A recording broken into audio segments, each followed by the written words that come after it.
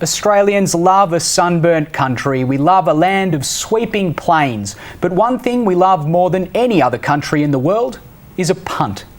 Tonight on Upstart TV, we'll put gambling under the microscope.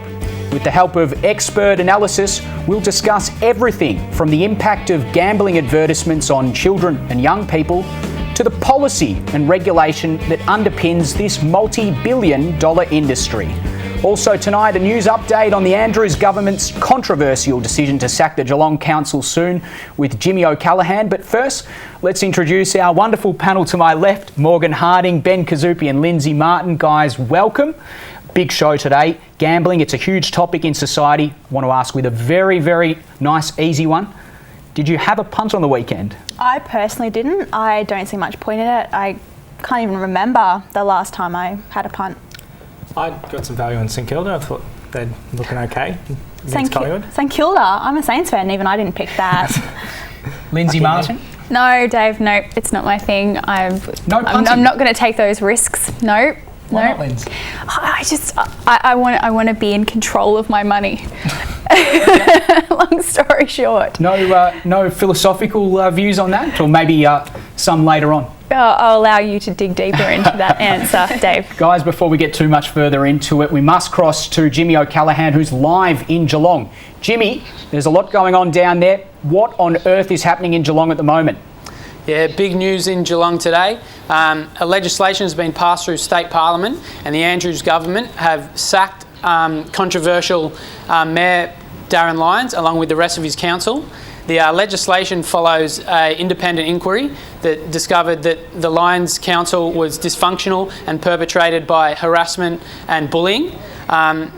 This Andrews' decision could lead to an interim government that could be in place until the year 2020, which could see the constituents of Victoria's second biggest city cut out of the democratic process for up to 4.5 years. It's big news, and you mentioned a big personality, Darren Lyons. How has he reacted to this news, Jimmy? Yeah, he's reacted in typical fashion. He's quite reactionary. We've learnt that over the 2.5 years of his tenure, and he's come out and said that it's just party politics and it's the Labor government standing in the way of the democratic process. Well, last week it was surfing in Bells Beach. This week it is absolute political chaos in Geelong. Jimmy O'Callaghan there in Geelong. First on the agenda tonight, though, we explore the relationship between sports organisations and betting companies. It's a relationship that has attracted the attention of the wider public through claims of corruption and widespread advertisements. James Aruba with our report. In today's technology-driven society, smartphones have become an essential part of our routine lives. Everyone has them. We use them in all aspects of our day, and now that has come to include gambling. With the touch of one button, people now have the ability to place a bet on sporting events anywhere at any time, and although convenient, this can cause some serious problems. Professor Russell Hoy from La Trobe University is just one of the many researchers specialising in the impact of sports on individuals and society. He believes that these devices have led to an increase in sports betting as more individuals are being able to tap into the market with ease. I think the greatest impact on how people can access sports betting opportunities has been the invention of the smartphone. People used to have to go into a sports betting shop or an outlet. They're pretty much gone by the way. They used to have to go to a pub to do this over a counter. And now it's essentially all online. The consumption of sport is no longer just about content. The amount of people placing bets in Australia has seen an increase, with 1 in 7 adults admitting to gambling on sport. A major contributor to this fact has been the advertising of sports betting. Over the last 10 years, we've had a massive surge in the amount of advertising in all forms of media, which is usually directed towards young males between 18 and 30. I think they absolutely prey on the masculinity and the perception that sports betting is about being part of a broad social group, part of being a guy, part of being cool.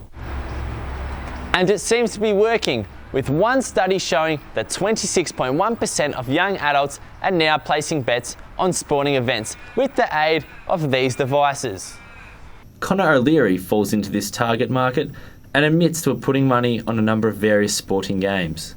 Quite often me and my mates just get together and have a bit of a punt, or when we're out and about, it's just very simple to have a punt. Especially on your mobile device, you can literally put the funds in through your account, and then within 30 seconds you can place your bet. And he's not the only one. Yeah, I have a fair few friends that gamble. We also have what's called a quaddie club. So there's about 8 of us, so once every 8 weeks I've got to put the bet on for the whole group, which is, a bit of fun. I play sports because it really just gets you more involved with the sport, and it gives you something to put on the line a little bit, and it makes it a bit more exciting when you're there. Although this may be the case, there is concern among the community about the long-term impact that young men betting on sport could have. I think that whole conversation around sports betting has become really normalised in terms of how people view sporting contests, particularly for, I think, football codes. And the reality is that quite a lot of people end up being problem gamblers. Maybe not directly from sports betting, but it is part of the mix that does impact on individuals. Responsible gambling organisations are also using TV ads to promote their message. So get your bets in and start winning, because that's what it's all about, right? Kids and betting, they should never go together. With less money, organisations like the Victorian Responsible Gambling Foundation are having to adopt a more grassroots approach. Community education, so we go out and speak to community groups, schools, colleges, lots of different groups in the community, and try and explain to them about gambling related harm. The CEO for Sportsbet, Cormac Barry, has recently called for greater self-regulation by sports betting providers in order to curb the increase in gambling advertisements. So I think that's where the whole regulatory space is heading, is a joint effort between sports organisations, the sports betting providers and government agencies to do this collectively. James Aruba, Upstart TV. Some major issues there discussed. I think particularly the 2 main issues that were discussed there, the relationship between sports organisations and betting companies and advertisements and normalisations. Let's start with the relationship. Ben, it seems almost anachronistic for sports organisations to liaise and maintain relationships with betting companies. Why do they exist? Well, it's basically revenue. If you look at the AFL's financial situation, they have to many things on their plate. They've got the average player wage is $300,000 a year. They've got a $150 million stadium they've got to buy out. And then you look at other things like most AFL clubs running at losses. And I guess that is a major point, obviously, but is it a strong enough point with community concern rising? Lindsey Martin, do you think that it is a strong enough point that the AFL are sort of doing this for the revenue? No, it's not, is it? I mean, currently Australia is the country with the highest amount of problem gamblers per capita, and I don't think the AFL are really listening to that kind of information. I have a statement here from Gil McLachlan, who is the AFL CEO. He says, "We are better having relationships with wagering companies than not, because we get access to information so that we can protect the integrity of our competition." It's at the point, Dave, where it's not just about the integrity of the competition, it's about the influence that the AFL has on the broader community. I think the integrity of the competition is certainly something essential to Australians. Sport, a big part of that, and we've heard sort of corruption claims in tennis, so I think that's a big part of it. Ben, you're sort of edging to get in there. I understand where you are coming from, Lindsay, but at the same time, the Australian Crime Commission have said that they are very happy with the way that the sporting codes have partnered with betting companies in stopping the said corruption. So, while I do understand your concerns, I don't think it's been if the feds are quite happy with that relationship. Oh, that's interesting. Maybe agree to disagree. Morgan, what do you think about the information sharing argument? That is interesting, because you look at the Victorian Premier League soccer, they had a huge scandal with information sharing, and obviously it's not working. So yeah, there's certainly concerns about the current agreement. What sort of message do you think it sends to people that are supporters? How does this affect maybe the spectator experience? I think it affects it a lot. It's absolutely annoying when you have to continuously watch these advertisements of bettings, and all you want to do is watch highly paid athletes play a sport that we've all come to love, and you just get ads and people on their phones wanting to punt. You mentioned ads, but before we talk about advertisements and the effect that it's having on society, I do want to hear from Fairfax's award-winning journalist Caroline Wilson, and she spoke to Upstart exclusively about the relationship between the AFL and betting companies. I don't think the CrownBet ads are the worst thing about gambling in the AFL. I think the pokies, which I just detest, are far worse and a far bigger scourge on our game. a scourge on our game. Strong words there from a very well-respected journalist. Do you think that the relationship between betting companies and, between pokies ownership and AFL clubs is a scourge on our game, Ben? Not necessarily. I do think at the same time... Not necessarily, no. I think people... I haven't seen many pokies facilities with a Hawthorn or a North Melbourne emblem. No, well, obviously not a North Melbourne emblem. I can tell you that they are losing the revenue war, and if you would ask any North Melbourne person, they did fail. They did have a pokies down at Docklands, and that did fail for them, and that's the reason why they don't have them. They are using it as perhaps a PR exercise to sell their football club. So maybe...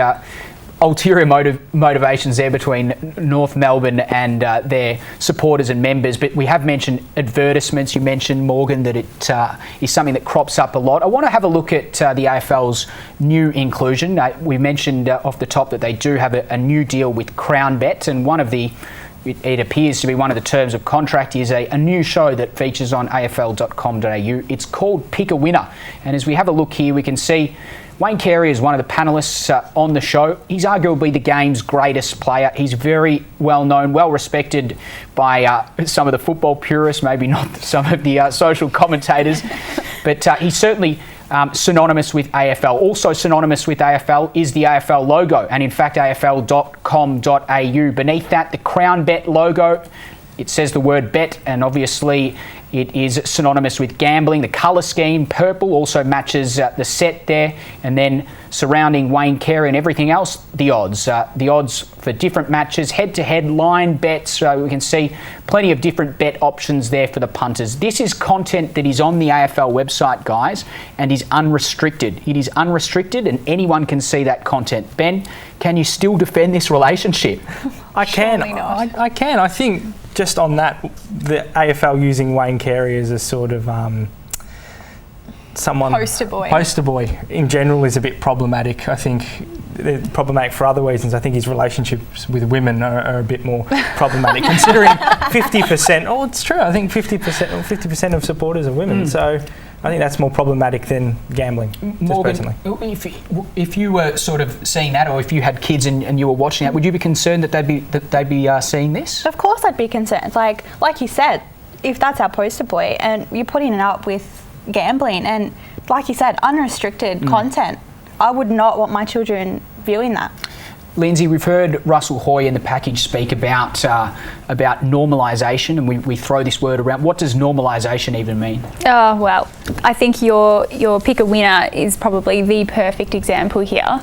It's blatant manipulation. You go along to our football matches, and it's very much a family environment, and now we've got CrownBet involved in the mix, plastered all over the stadium. Young children are going to grow up believing that's normal. They're going to think that, betting is synonymous with AFL. But isn't that sort of, Lindsay, the responsibility of the parents to say, actually, no, this is an adult thing, the same way as drinking Ben, or smoking? I don't think it's just up to the parents. I think the AFL really need to take responsibility for their following as well. Absolutely. What about children? What are some of the things? What are some of the trends that we've seen? Have we seen children gambling, or has there been any emergent trends regarding younger people gambling? Absolutely. ABC's Four Corners did investigation on this very issue, and they found that children as young as 12 are betting on. That's terrible. Yeah, absolutely. Isn't that a government problem though? Well, if the legal gambling age is 18, is the government failing by allowing 12-year-olds to bet, or is this a problem with the media? Yeah, look, there's a lack of regulation, I think, especially online. We've got a very tech-savvy younger audience here, and they can hop onto the AFL website, and there's your pick a winner. And there's no regulation, so of course they'll be sucked in by something like that. We'll talk further about regulation, but I want to just stick with that topic of children. I guess we hear footy tipping and we see kids tipping in schools as well. Should we get rid of footy tipping? Not at all. I think you can't do that. You can't do that. It's a travesty. You can. Definitely can. Kids can learn how to pick. No. I think in the current climate, with the amount of betting advertising, I don't think tipping is necessarily a good thing anymore. I don't think you can safety-proof Come on, Lindsay. lives of people. No, I mean it. I don't think that it's a good thing anymore. Well, there you had it. You heard it first on Upstart TV. Lindsey Martin thinks that footy tipping should be outlawed from the game altogether, from society altogether. Is that correct? Am I hearing you correctly, Lindsay? I think when it comes to children, we need to be very diligent. Okay. And you can't even use the excuse of my parents, because what does, like, that poor kid, oh, I'm sorry, my parents didn't let me tip. Come on. Well, maybe a further conversation needed there. We've spoken largely about the highly visible aspects of the gambling industry, but beneath the bright lights and funny billboards, a more indiscriminate cultural issue lurks. Sarah Stockdale reports. So I sort of feel for younger people that are surrounded by it, like I was working in the industry, that they can potentially spiral out of control. Rich Hayward is a recovering gambling addict. His earliest memories of betting will be familiar to many Melburnians. My first experience would be when I was younger, Melbourne Cup, getting your mum and dad to put a bet on for you, I guess. Yeah. So some sort of win on a number that you liked or a name that you liked. When you first turn 18, you want to go to the casino, you want to gamble for the first time, go to the races, you can gamble for the first time. And then because I love sports, I wanted to have a crack at sports betting. I'd heard about multis and things like that. These little influences can develop into a bigger issue. Up to 15 million Australians are affected by problem gambling. Dr. Charles Livingston is a senior lecturer in preventive medicine at Monash University. He is one of many specialists trying to better understand the impact of gambling addiction. The reason people get addicted to gambling is the same reason they get addicted to cocaine or to heroin or any other substance which is addictive, because it gives them a pleasurable sensation and dulls the pain of existence. At one point, the majority of Rich's salary was going back into the pockets of his employers, the TAB. Well, I reckon at that stage I was maybe making $600 to $700 a week working in the bars, and it'd be probably 95% of that would be gambling. And then I guess it got to a point when you had no money left in there, and then you still had that, I guess, thrill of betting with the TAB's money, even though you knew you couldn't repay it. So there was a stage there where I was cancelling people's bets to try and recoup the money, because I knew I couldn't repay it any other way and it wouldn't balance any other way. I guess it quite snowballed out of control. Within a few weeks, Rich had been caught. I can remember it quite vividly, actually, getting the phone call, them calling up, and you sort of get the sweats and chills go through your body because you knew you'd definitely stuffed up. It was definitely rock bottom, having to come in and explain what you'd done, going into TAB's corporate suites and speaking to their officers, which chase up fraudulent cases and things like that. And then, of course, going into police and having had discussion with them. Rich's experience is not unique. So if someone is living a life under stress, for example, someone in poverty or with a demanding job or whatever, then they're quite open to being addicted to some substance. And it just so happens that gambling is so available in countries like Australia that it's become a major source of addiction and associated problems. Luckily for Rich, being caught was the moment of clarity that he needed. Scared that absolute crap out of me. The best part about it was, by getting caught, I guess, was allowing me to be removed from that environment as well.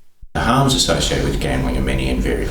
It's associated with both physical and mental ill health with the gambler, and also with others who associate with them, their family and friends. They spend all their money, they're in danger of serious financial difficulties.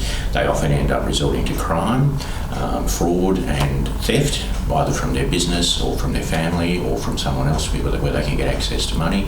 Despite more stringent advertising laws, the gambling sector was valued at $29 million in the 2014-15 financial year, an increase of 19% since 2010. Rich has now managed to get his gambling under control.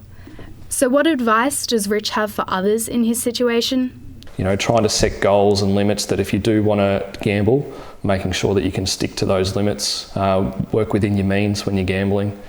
You know, I personally think it's still occasionally fun to do in a social aspect, but I guess when you feel like you're doing it outside of a social aspect, that's when you sort of need to take a step back and think about what you're doing at the time. Sarah Stockdale, Upstart TV. I I think Sarah's report there really highlights the cultural infiltration that we've seen from gambling. I guess one place I want to start is with our early memories. Rich mentioned his being the Melbourne Cup. I certainly can vouch for that. Probably one of my earlier memories of gambling as well. What are your earlier memories of gambling, guys? Maybe Morgan, start with you. Melbourne Cup as well. I remember our school actually did, and I was in year 2, so 8 years old. We had a huge Melbourne Cup tip in, so we picked a horse, we came up like dressed as jockeys and things, and it was watched the races, and that was my very first experience. Yeah, on that day off it was similar to Melbourne Cup. It was more around family members. We all had a sweep and we all put in $5, and I think that doing that with my parents was the way I learned moderation. I think the other thing is that there's a public holiday as well. So Lindsay, before you give your answer, I'll ask you a double barrel question. Would you give up your public holiday on Melbourne Cup Day to see, I guess, the issue taken away from school kids? Don't even start me on public holidays, Dave. I think that we have them for the wrong reasons, but yeah, I probably would on principle. You'd take the public holiday away? I think I would. I don't think you would, Lindsay. I reckon I would. I'm pretty passionate about this. No, I think it's pretty disgraceful. I reckon, you know, growing up, especially as a teenager, it was very much the trendy thing to do, to go along to the races and dress up, and it was a huge deal. And ultimately, everyone would place a bet. And you know, it's funny, I feel like the Scrooge right now, but that's because of this pop culture phenomenon like that has been created around gambling. The gambling phenomenon. Phenomenon. No, but look, I think that we should give voice to the people that I guess are making money from it. There is a revenue stream, and it's only fair to hear from them. We spoke to Neil Murray from Community Clubs Victoria. Here's what he had to say. So a club might is able to significantly expand its recreational or sporting facilities on the basis of the revenue derived from gaming, and that, of course, in turn creates community infrastructure. Creates community infrastructure. The grab there from Mr. Murray. Does that stack up with you, Morgan? You're shaking your head. No, absolutely not. Pretty much what I'm hearing is I'm putting infrastructure over human life. So, what do you think about that, Ben? I mean, I personally would let it fly, considering governments have cut funding. You know, we're looking to fiscally downsize our budgets and whatnot. So I have no issue with it, because it is, again, it's a community space, I suppose. But Ben, there are other ways to make money. You don't just have to depend on the pokies, or I think, you know, you can have a sausage sizzle. That's not going to hurt anyone, except for maybe what's in the sausages. Yeah, but would a sausage sizzle get the same amount of money to build a facility? That's one suggestion. There are plenty. Lindsay, take Hawthorn Football Club as an example. $1 in every $5 that they make is earned in revenue, is earned from pokies. So you're talking about 20% of their income. Isn't that disgraceful? You can't, a lot of sausages. Can you replace that with a sausage sizzle? I'm sizzle? appalled by that. You would have to get every person to order onion, tomato sauce, barbecue sauce, the works. Yeah, no, that's right. I think there are plenty of innovative ways. This is an easy way out for me. Okay, I'm going to throw a hypothetical at you, Lindsay. All right, go for it. You mentioned infrastructure. If you were aware of the various infrastructure that was funded by pokies revenue, would you actively avoid it? Yes. You would? Easy, yes, absolutely. Even if it was maybe what are you into? Music? Maybe a music hall? A music corporation. Yeah, I think that the arts community would rally against that kind of sponsorship, to be honest. Ben, would you play for a footy club or a soccer club or any sports club that raised its money through pokies revenue? I would. I don't have a problem with it. Okay, no, interesting. Very straightforward. Morgan, it's one apiece. You can be the deciding factor, the decider. Interesting question. You're going to sit on the fence? I'm going to sit on the fence. I have issues with it, obviously, but like you said, revenue, and it's ultimately is helping my club. It's interesting. Well, I guess one thing that we've sort of spoken about a lot here is this issue of leadership. We've spoken to the Community Clubs Victoria, we've spoken about sports organisations. We heard Cormac Barry from SportsBet saying that the industry needs to self-regulate more. We've heard from aspects of the media Who needs to take leadership on this issue? Or is leadership something even required? Is gambling just a problem that we just have to sort of deal with it as it goes? It's leadership across the board, it's leadership in government, it's leadership in media, it's leadership with these gaming companies as well. A lot of people will just say, oh, why don't we just flat out ban the ads? I don't like the idea of that. I think you need to make them a stakeholder, you need to make them accountable, and if they want to be able to, they should be able to contribute. Yeah, no, I completely agree with you, funnily enough. I think Caroline Wilson is a great example of a great leader who's educating the masses in the issue, and hopefully there'll be a ripple effect. What about government, Morgan? You've spoken off air about Nick Xenophon. What's he had to say? Well, back in 2014, Nick Xenophon had a bill with Wilkie. And basically it was to have a $1 maximum bet in the pokies machines. And the Abbott. No one wants to remember that. No. What an era. Who is he? Tony who? Tony, exactly. The Abbott government wouldn't even allow it to be debated. So, the coalition doesn't care. You mentioned that Senate Select Committee. Another member of that Senate Select Committee is Mr. Stephen Jones, the member for Throsby. And we spoke to him, Upstart spoke to him exclusively about his thoughts on gambling regulation and how the government can help this industry. There's been a number of parliamentary committees that have looked at this and looked at different ways that we might choose to regulate, and from a range of self-regulatory arrangements to licensing to endorsement arrangements through to attempts to prohibit certain sorts of online betting. Lindsay, licensing, endorsements. We're hearing a lot of terms there, but are we seeing much leadership from the government at the moment? I was really confused after that little grab there. I wasn't quite sure what they're doing. I don't think they are either. Yeah, I'm not really clear on what's happening. I think it sounds very wishy-washy to me, Dave. Well, we know that there's programs in place for problem gamblers, and we know that there are certainly many avenues that you can get once you've become addicted. But is there government intervention in any way prior to this process? I think some of it can be very problematic. For instance, there was a report that came out in the Australian Economic Review that said 65% of wealth made in Australia wasn't made through innovative business, it was made through political connections. If you look at, for instance, the Sydney lockout laws, that is channeling traffic into the Star City Casino. Their share price has gone up from $2 at the start of 2014 to now $5.60, and someone's profiting, and someone's pocketing that. The government should be looking out for the average person. I have no disagreements with that, but when policy like that exists, I don't think they are. I think on this topic, we mentioned the government and we mentioned the direct responsibility. There's absolutely no doubt that the government make a lot of money out of gambling revenue. What about the media's role? We spoke earlier about advertisements. Is it ethical for the media to be putting these ads in after every goal that's scored, or is that an area where we can regulate, do you think? Yeah, definitely. I think the media need to look very closely about the sensitivity of the content versus the advertising that comes alongside it. Now, I think off air you were telling me that Caroline Wilson's article was next to a what kind of betting ad? You bet ad. There you go. What is she was not happy about it either. Don't blame her. Very confused about that. Are they taking the piss? Yeah, I think that's maybe a topic for another time as well, the relationship between journalism and native advertising and content. But we heard that stat, 26.1% of young adults are placing bets through their smartphones. Is that maybe another area that we can regulate? The internet, is that a place where we need to regulate, Morgan? I think so.